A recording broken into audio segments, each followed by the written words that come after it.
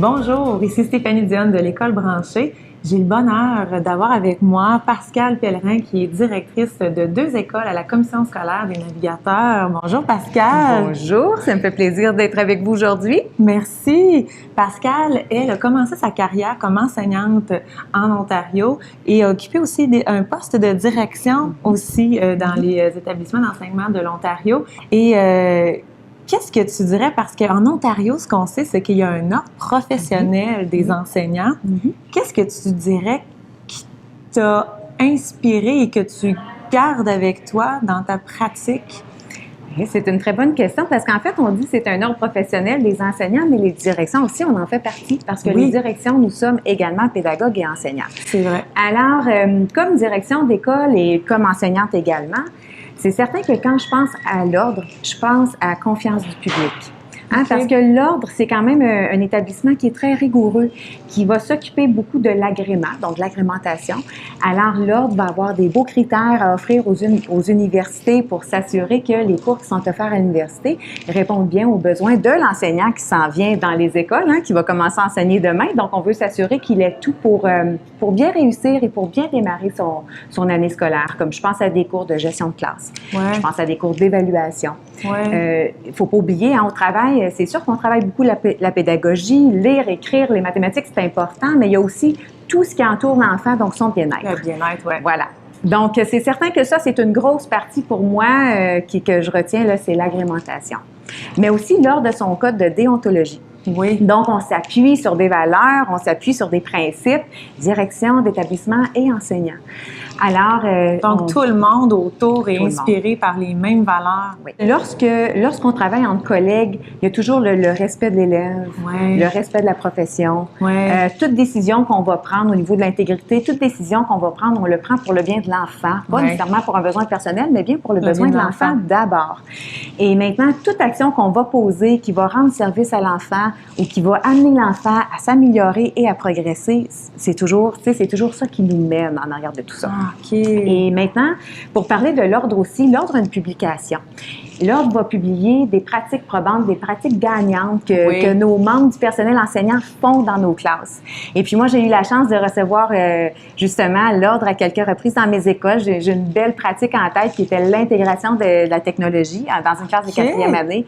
Et c'est tellement valorisant pour les membres du personnel enseignant quand on se voit avec nos pratiques, puis qu'on peut partager avec le restant de la province, puis même avec le restant c'est plus que la province, parce que je pense qu'on est lu à l'extérieur aussi, dans le Canada.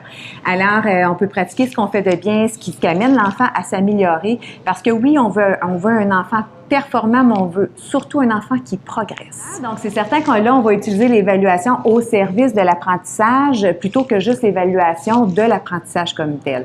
Donc, on parle... Oui, c'est une belle nuance à faire. Oui, effectivement, c'est une nuance qu'on doit faire. Lorsqu'on parle d'outils diagnostiques ou d'outils formatifs, c'est qu'on amène l'enfant à être engagé. Donc, nous, les enseignants, c'est sûr que dans notre salle de classe, on va changer un petit peu nos pratiques. Donc, au lieu de dire aux élèves, voici ce que vous allez faire, on va leur dire, comment pensez-vous qu'on pourrait réussir à faire, par exemple, le meilleur travail de rédaction dans ta production écrite ou dans ta rédaction de ton poème. Donc, on parle de résultats d'apprentissage clairs.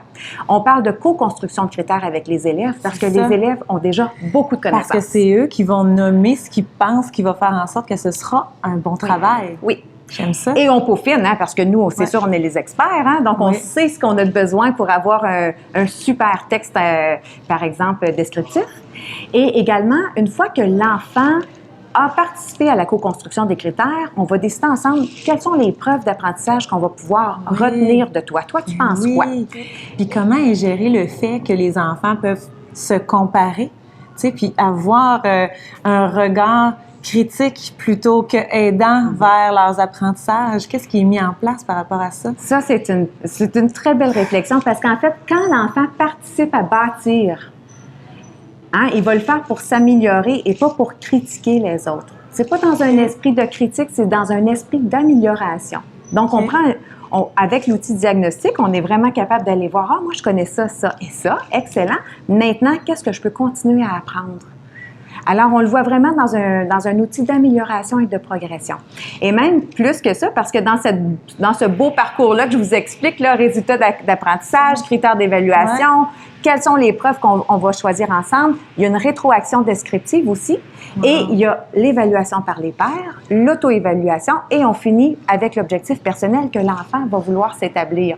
Wow. Et dans la rétroaction par les pairs, c'est un discours pédagogique que les enfants échangent entre eux. Oui, alors ils deviennent comme des mini-analystes, là, prennent la copie de l'autre. Voici ce que je vois, voici ce que je vois. Je te propose telle prochaine étape. Et là, en faisant ça, l'enfant continue d'apprendre. Ben oui. Continue de consolider ce qu'il a appris. Donc, tout ça, ça peut se passer en sciences, ça peut se passer en lecture, en écriture, en mathématiques, en éducation physique. Ça se transpose partout, à tous les niveaux, avec tous les élèves qui sont tous uniques aussi. Oui. Wow! Puis, comment tu perçois ton rôle de direction en ce moment? Mon rôle de direction en ce moment, c'est un rôle, c'est certain qu'on a toujours un rôle de leader, on a toujours un rôle de preneur de décision, hein, ça fait partie du poste, mais en même temps aussi, on est des agents du changement. Alors, on propose des belles façons de faire, des façons qui sont éprouvées par la recherche. Hein? On veut pas perdre notre temps en enseignement, là. Donc, on va toujours chercher des pratiques qui sont éprouvées par la recherche et on expose nos enseignants à ceci par le Forum des CAP, les communautés d'apprentissage professionnel. Ah oui! Donc, c'est certain que dans une CAP, il y a place à se ressourcer, à apprendre et à discuter ensemble.